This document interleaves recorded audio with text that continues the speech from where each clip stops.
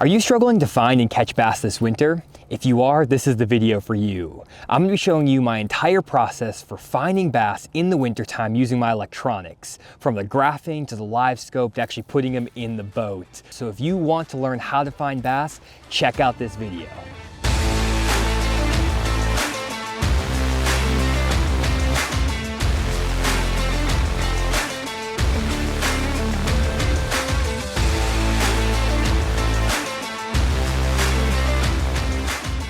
Have to have patience when you're fishing this way, guys, because you got to let that bait sink.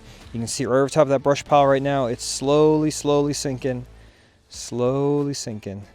I mean, it takes a while to get down there. Every time I pull it, the nice thing with this Megabass Vision 110 Plus 2 is that when I do pull it, it does go deeper versus popping higher in the water column. So that does help when you're fishing this way. And right now, we're right in the heart of that thing. And there's a fish on it. Oh, there he is. That's a big one. That's the one I saw earlier, guys. Oh my gosh. Stay on there, fish. That's a freaking tank right there. Yes. No fish on the down imaging. Saw this fish. Don't pull off. This is a 5 or 6 pounder right here. Saw him. That little guy grabbed it first time. Came back and he actually grabbed it. This is awesome, guys. Stay pinned. Let's see here. And there we go. That's what I'm talking about, boys. Woo! Megabass Vision 110 Plus 2. Catching them out of the brush piles. I mean, dude, I just freaking called my shot on that. Just said, come over here, graph in that 15-foot zone, and these fish are going to be here. And that is a tank.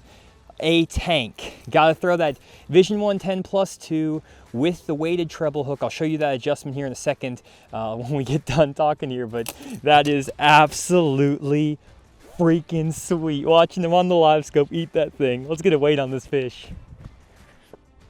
Okay, well, I big-eyed him a tiny bit. This is a 4.5 pounder. You look bigger in the water, but still 4.5 pounder. That's what I'm talking about. Now that you've seen the end result, let me show you the step-by-step process I used to find and catch that 4-pounder.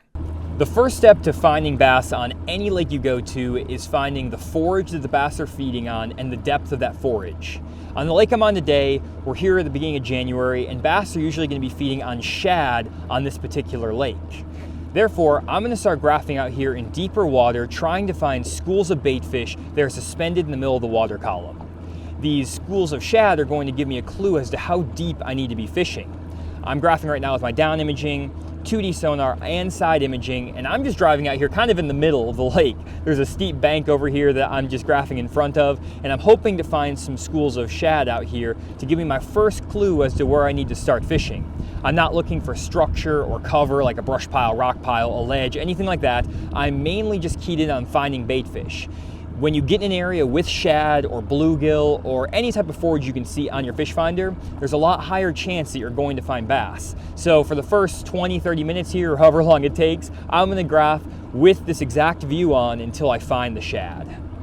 Now on the screen here, guys, we have a really nice looking brush pile that just popped into view. I'll pause the screen here and you can see that this brush pile looks really juicy. I'm actually going to mark it just in case I need it later on. But I haven't found any bait fish yet. I do see a few small dots just on the bottom of the screen here, but nothing that really stands out specifically. Just realized I marked that brush pile with a phone, not a brush pile icon, but that's okay. And there's just some random sticks and stuff out here. And while that brush pile looks great, I haven't seen any bait fish in this general area, which isn't a great sign in terms of there being a big group of fish here. Now, if I don't find big schools of bait fish, I may come back and fish that brush pile because sometimes those bass will get more isolated on pieces of cover like that and feed on other types of forage like crappie or smaller brim. So I'm not going to rule out the brush piles by any means, but before I actually start fishing anywhere, I'm going to make sure I see something very distinct on my fish finder that tells me there's food in the area for bass to set up on. Now here we stumbled across something kind of interesting. This looks kind of crazy out here. There is a giant school of fish Those look like crappie to me, just the way they're stacked up all over the top of each other. So I don't think we're dealing with bass, but the fact that there's a bunch of crappie out here could definitely mean that there's bass in the area. I'm gonna mark that just in case, because I might be able to go around that school of crappie and find bass that are scattered in this general area. Here's another little deal out here that has a ton of fish on it. You can tell that those are not bass just by how close they're stacked together on the screen. Bass don't like to get stacked right on top of each other. If we were out here crappie fishing, we would have a time right now.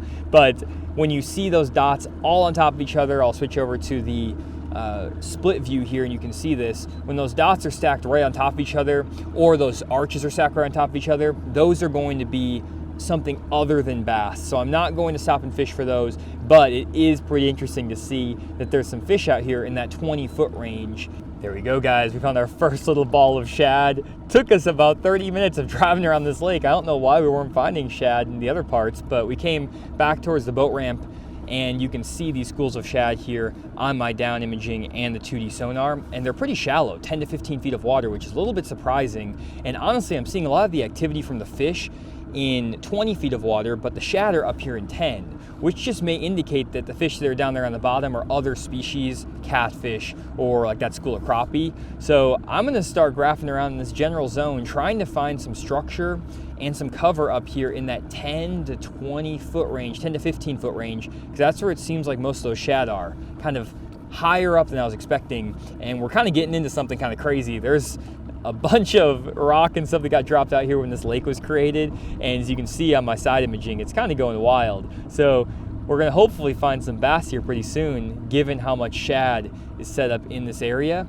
And all I'm going to do is graph for, like this right here, a big brush pile that is set up in that 10 to 15 foot range. Now that one's really big and has a bunch of limbs and stuff like that, which could be really good, but one thing I do actually like about it is that I'm not seeing any crappie around that thing. There's not that much activity in terms of like smaller dots, which is actually a good sign considering there's so many crappie in this lake, and that might be a spot that could hold some bass. And also all of this random rock that's down here, it's all in that same kind of 10-foot range.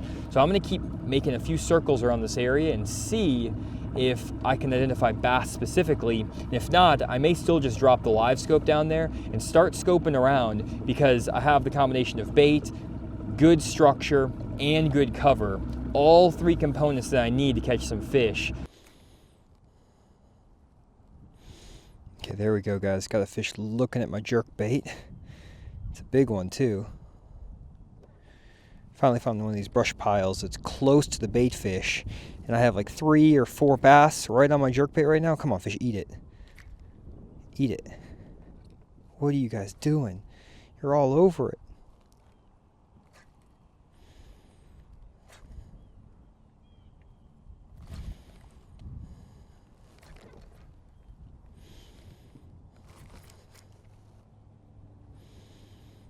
I don't know what these bass... Oh, got him. There we go, finally.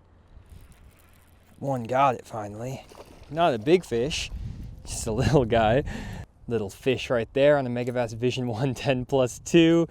Found the bait fish, guys. Found the brush pile with bait near it. These fish are really tricky today. That is not a big one. That's not the size we're looking for. And honestly, I'm seeing a lot of small fish in this area. They're just chasing this bigger jerkbait. So this may not be the key spot I'm looking for to catch bigger fish today. And I may actually have to change up my game plan. I'm gonna try to fish a few more of these brush piles around here, but at least I found some fish and I got my first bite in the boat. So we're moving in the right direction. Now we just have to find a little bit better quality of fish. But yeah, jerkbait bite with the Livescope, can't beat it in January. Wow, that was awesome, guys. Look at these fish on the graph. I mean, they are perfectly set up right now underneath that ball of bait fish, just like we were talking about. I mean, my goodness, you could not ask for those fish to be more stacked up. I'm even catching the shad. Look at that, guys, catching the bait fish with my jerkbait. One thing you'll notice is that these bait fish are not all that big, and my jerkbait might be actually a little bit too big to mimic the shad. So I might have to go to a little bit smaller bait here before I switch to a smaller jerkbait, though. I want to take advantage of these fish. As you can see on my Livescope, they're all over the place out there around this brush pile, and there's a school of shad that's right over the top of that brush. I mean, this is picture perfect if you're wanting to find some fish. And all I'm doing, guys, is trying to throw my jerkbait over the top of that brush pile and watch it on Livescope. The wind caught that last one. Let me try one more time. There we go. And I'm weighting down this Vision 110 +2 so that it slowly sinks. I want to sink that jerkbait down to the level of those fish because they're in that 10-foot zone. Normally a Vision 110 will get down to those fish on a super long cast, but it's kind of hard to make a long cast and track those fish on Livescope. So instead, I just like to weight that jerkbait so that it slowly sinks down to them. And I mean, they're all over the place down there. And there's a couple of fish there on my jerkbait right now, about 20 feet in front of the screen right there. You can watch him right there. He's on it. Eat it, fish. Sometimes to get these fish to react, you need either the perfect bait or you need the right retrieve. But they are all over that thing. They just need to eat it. There's a whole wad of them right on it. Come on, fish. Come on. Eat that thing. Oh, one just popped up to try to grab it. Did you get it? Nope. Come on, fish. What are you doing to me? Got my bait over the top of another brush pile here. There's some fish in it. About to see if they like it or not.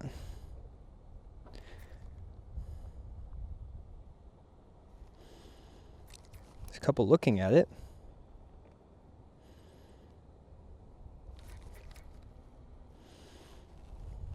Eat it, fish.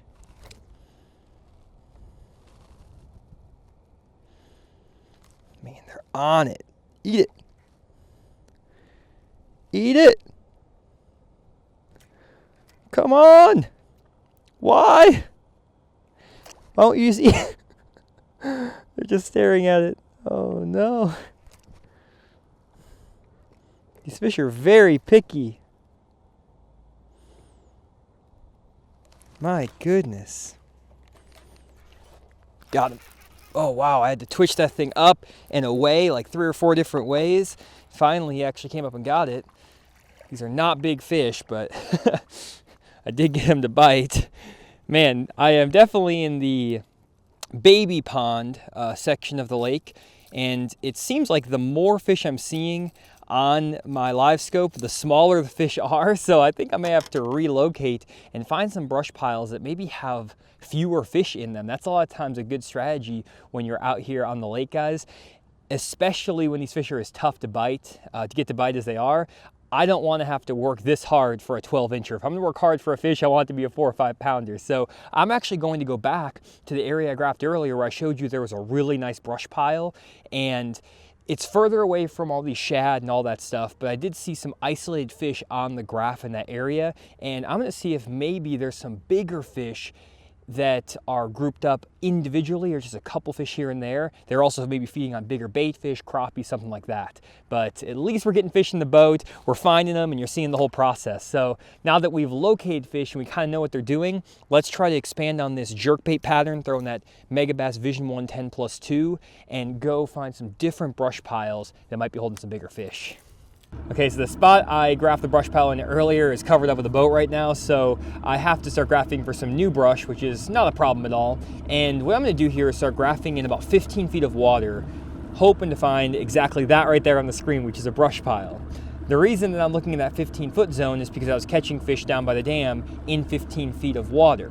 Now they might be a little bit shallower because I'm further up the lake. What I'm going to do is actually mark this brush pile right here and try to find 2 or 3 more really quick, with the goal of fishing brush piles in the depth that I know the fish are in, but not necessarily brush piles that I see a bunch of fish around. In this brush pile that we just graphed over, you don't really see any fish in this brush pile itself because the bigger bass a lot of times will sit right on top of that brush pile. But there may be a fish or two that are actually set up right at the base of that we can't see. And just because you don't see fish in a brush pile a lot of times doesn't mean that they're not there. It just means that they're really good at hiding in that brush. And that's one thing that I think a lot of guys underestimate about brush pile fishing. They just assume they have to see fish around in the area, around the brush to catch fish there. But usually when you see fish all over a brush pile, they're not the biggest fish. They're gonna be, 1 to 2 pounders like I was catching earlier. Instead, you wanna find the brush piles maybe that have 1 big dot around them or no dots at all, but are in the depth range that you know the fish are using. It wasn't a waste of time by any means to go and graph down by the dam, catch those smaller fish, because it helped me find the bait fish, helped me determine my depth of water. Now I'm going to use that information to graph more with my side imaging and find brush piles in that key depth zone right here in 15 foot. Hopefully we can find some real quick here before the sun goes down, and we'll be able to put some fish in the boat. So I'm gonna keep graphing here, hopefully graph a couple more, and I'll show you the ones that I find. Okay, there are 2 brush piles right there on my side imaging, one that's on the right side of the boat, one on the left side of the boat, and they're right in that key depth zone. There's another one that just popped up on the screen. They're not super tall brush piles, it looks like, but they're definitely brush piles. So we got one right here, gonna drop a waypoint, one right here, drop a waypoint, one right here, drop a waypoint, bam, 3 brush piles. Not too bad. Another brush pile. Uh-oh, we're getting into them right now. We are all over these brush piles, and I'm gonna use side imaging mainly, guys, here, just because I want to find brush quickly, and I'm not super concerned whether that brush pile is, again, loaded with fish. I know my depth range. I know what I'm kind of looking for now because I caught some fish. Hopefully, if I live scope a couple of these brush piles and throw a jerkbait over them, we're gonna see a 5 or 6 pounder swim out from there, and we're gonna put some fish in the boat. Okay, got that brush pile right in front of me here, and as you can see, there's actually a fish, big fish, swimming around in that brush pile right now on the screen. We did not see it on the down imaging, and there's just one big one.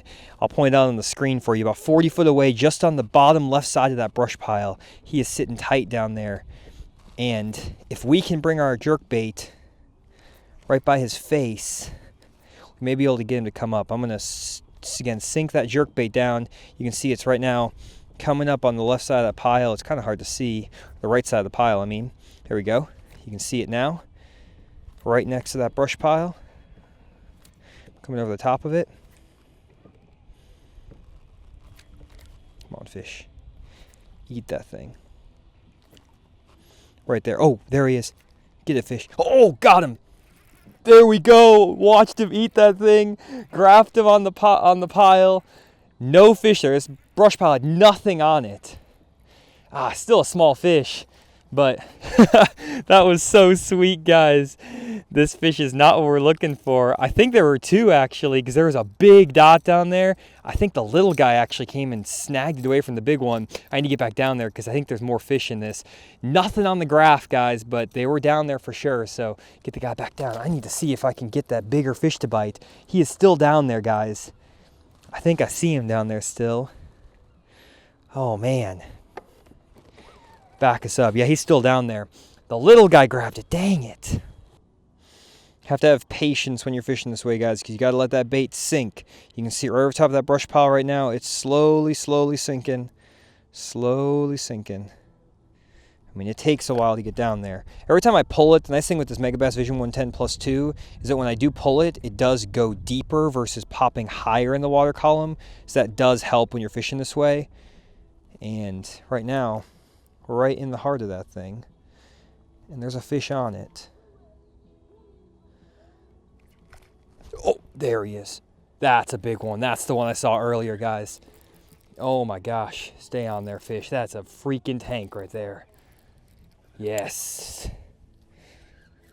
No fish on the down imaging. Saw his fish. Don't pull off. This is a 5 or 6 pounder right here. Saw him. That little guy grabbed it first time. Came back and he actually grabbed it. This is awesome, guys. Stay pinned. Let's see here. And there we go. That's what I'm talking about, boys. Woo! Megabass Vision 110 Plus 2. Catching them out of the brush piles. I mean, dude, I just freaking called my shot on that. Just said, come over here, graph in that 15-foot zone, and these fish are going to be here. And that is a tank. A tank. Got to throw that Vision 110 Plus 2 with the weighted treble hook. I'll show you that adjustment here in a second when we get done talking here, but that is absolutely freaking sweet. Watching them on the Livescope eat that thing. Let's get a weight on this fish. Okay, well, I big eyed him a tiny bit. This is a 4.5 pounder. You look bigger in the water, but still 4.5 pounder. That's what I'm talking about. And that is the key, guys, when you're fishing for winter bass. If you graph brush piles and you want to find fish on a jerkbait, Don't get caught up on what you see on your fish finder in terms of whether you're seeing fish down there or not. But you do need to determine the depth of those fish first by finding the shad. Then you're not going to waste a ton of time fishing brush piles in 10 foot, 15 foot, 20 foot, 30 foot. You just need to find that depth range, throw that jerkbait, weight it down to them, and you're going to catch some tanks. That's what I'm talking about. Beautiful fish right there. Let's get him back down in the lake, get back down to that brush pile. Guys, that is so cool. There are more brush piles over here that I can be fishing, but honestly, you're just gonna see me do the exact same thing. Throw the jerkbait, get the fish in the boat. Once you establish a pattern like this, guys, you can basically just run it around the lake, find as many brush piles as you can. You saw me mark 3 in a row really fast. So if I go fish all the rest of these brush piles, I'm about to hammer them. But I'm not gonna bore you with just a ton more fish catches with no more information. So I'm actually gonna get to my jerkbait modification here, show you exactly what I'm doing, and hopefully you guys can replicate exactly what I'm doing on the lake. Man, that was an awesome fish catch, guys. I let that jerkbait sink down to that brush pile, twitched it right in front of that fish's face, and he got all over it. This is one of my favorite ways to set up a jerkbait in the wintertime, and my go-to jerkbait when fishing offshore on brush piles is the Megabass Vision 110 Plus 2. The reason I like this jerkbait is twofold. First, it has a pretty long bill, which allows it to dive pretty quickly when you just start reeling it back to the boat. This means you can get it down to that 6 to 8 foot range without really having to do anything special other than reeling it. The other thing about that bill shape is that when you twitch the jerkbait, it's actually going to pull down into the water and go a little bit deeper versus going shallower and pulling towards the surface, which is really important to keep that bait at depth. The secret, though, to really getting these fish to fire on a lot of these brush piles when water temperatures are below 50 degrees is how you weight that jerkbait. So what I mean by weighting it is by upgrading the hook and also by changing the split ring configuration on the front hook hanger of this Vision 110 Plus 2. Basically what I do is leave the stock hooks the same on the back 2 hook hangers, these outbarred Megabass hooks, but I'm going to change the front treble hook to a size 5 Gamakatsu round bend treble. This will cause that bait to become either neutrally buoyant or just barely sink in the water column. But it's not enough to actually make that bait sink pretty fast, like a half a foot to a foot per second, which is a lot of times what I need to get that bait super deep. Now, if I'm trying to get that bait down to, let's say, the 10 to 15 foot range, you don't really need it to sink that fast. So what I'll do is I'll just add 1 split ring to the front hook hanger. So I have 2 split rings now on that front hook. That will cause that bait to sink at half a foot per second. However, if I'm fishing really deep, let's say 25 or 30 foot of water in brush piles, you want that bait to sink a little bit faster because otherwise you're just going to wait forever to get it down there. And so I'll actually upgrade to a even bigger hook on the front hook hanger, a size 4 Gamakatsu EWG hook. And that will be a bigger hook that allows it to fall at about a foot per second with that extra split ring. I always have that extra split ring just to give it that extra weight. You can also go to a bigger split ring if you want. Really, all you have to do is just adjust the hook size and the number of split rings or the size of the split rings to get that bait to fall at the desired fall rate.